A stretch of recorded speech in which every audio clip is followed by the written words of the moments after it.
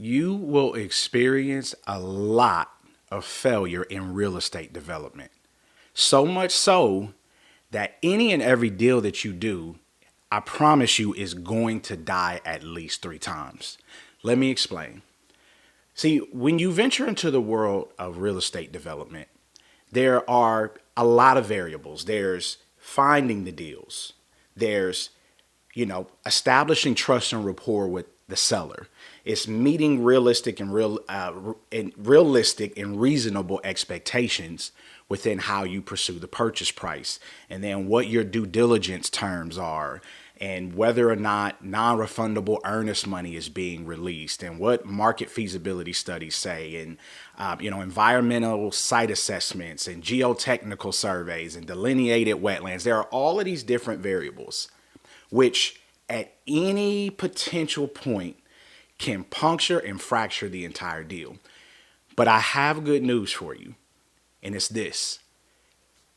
If your deal hasn't died at least 3 times, then what it is you're pursuing isn't a good deal.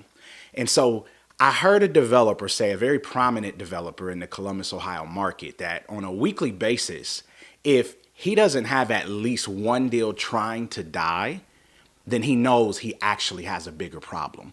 And so what this reveals about being a real estate developer is that it requires really 3 things. Number one, you have to learn to be a people person. Number two, you have to be incredibly organized. And number three, you have to be almost unrealistically persistent. You see, I don't know you, but I can kind of share about me, which is my greatest gifts can also be my greatest challenge. And so what is one of my greatest gifts? I am persistent to a fault. I am loyal to a fault. I am stubborn to a fault. But really think about that. When you are a leader, because what we know, as defined by the late, great Dr. Miles Monroe, my personal mentor, is that for any and all of us to be a leader, it simply means that we have a vision, we communicate, we pursue it. So the only thing that makes you the leader is that you have vision, is you see what others can't see. Where others see, obstacles, you see opportunities. Where others see problems, you see profit.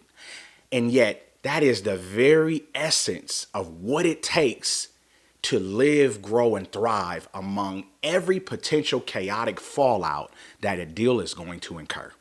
It's not if it will happen, but when. And so what that means is if we now understand that any real and legit deal is going to die at least 3 times, what does that mean? It means, number one, we have to be wise in how we go about pursuing a project. So, for myself, I am personally involved with the entire pipeline process from origination to vetting. And one of the first things I do is I survey what the deal is based on what it truly is. Not what I want it to be, but what is it? What that basically means is you must develop not in accordance to what you want, but what will the municipality allow. And so how do we determine that? Number one, we determine that by understanding what is the property's current zoning. So that's very critical, because that is simply at present what it can absolutely by right without requesting any variances or zoning changes, that it can be built as a single family dwelling. But all municipality codes also have additional by right options, but it's different county to county, municipality to municipality. And so, for an example, agricultural land, typically its current zoning is what? To farm. But in a lot of municipalities, by right, you can develop a residential subdivision. But that varies from municipality and county to county, city to city. So you need to check within your specific locale.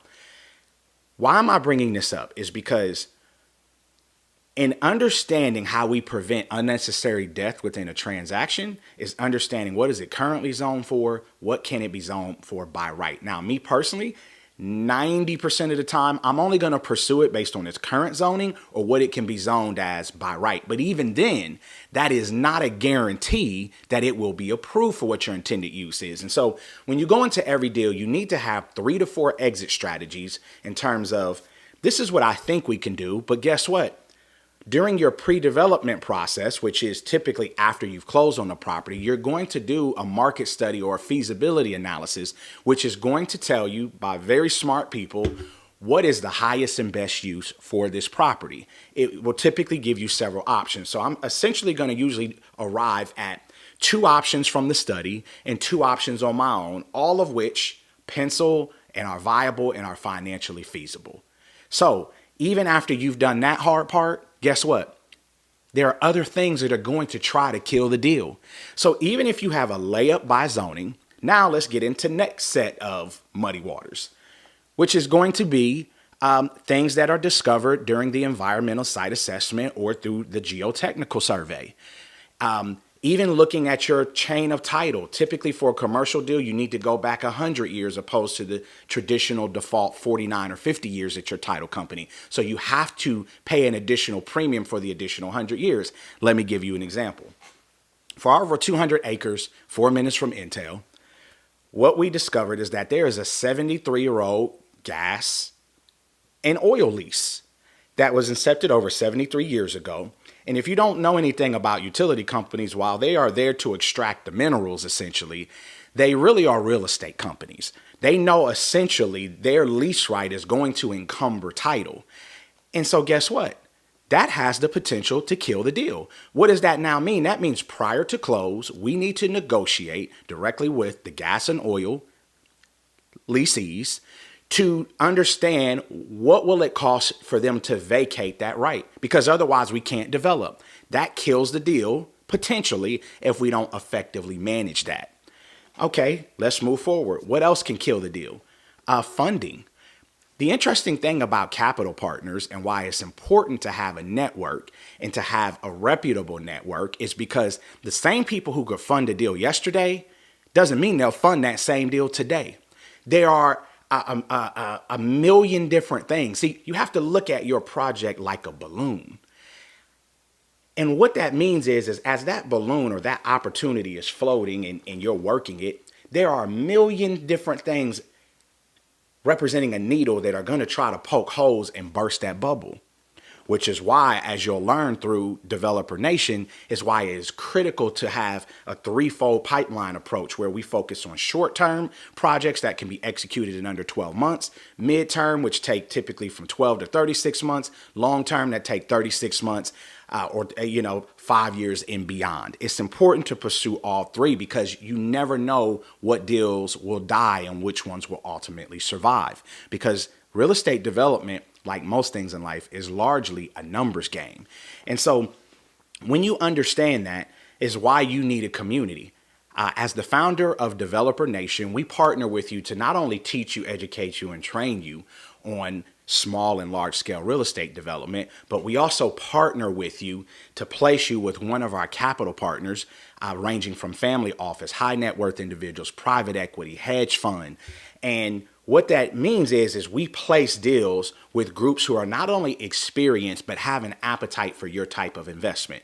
What that means is we'll teach you throughout the entire transaction. You'll maintain an equity position in the project. And the goal is to always rinse and repeat 10, 20 more times because we believe that real estate is best done from a relationship standpoint, not necessarily transactional. So click the link in the bio for Developer Nation. We'd love to partner with you. And so with capital partners, yet again, that is where you are most susceptible. So if you're not susceptible from a zoning entitlement standpoint for the deal to die, your second phase of death potentially is what will be discovered throughout due diligence. And then last but not least, it is your capital partners. I've literally had 8-figure deals that were supposed to close on a Friday where I was notified on a Tuesday, 3 days before closing, that geopolitical matters on a global scale literally torpedoed our closing based on what had happened on a prior day in terms of what our president of the United States had announced and how that impacted the capital partner. You can't make this up. You can't quantify or even anticipate that. But yet again, if you are going to be a real estate developer, you have to understand that every deal is going to die 3 times. So what does that mean? That means we go into crisis mode, understanding that we're always going to have a mindset of figuring it out, that failure is not an option by any means necessary.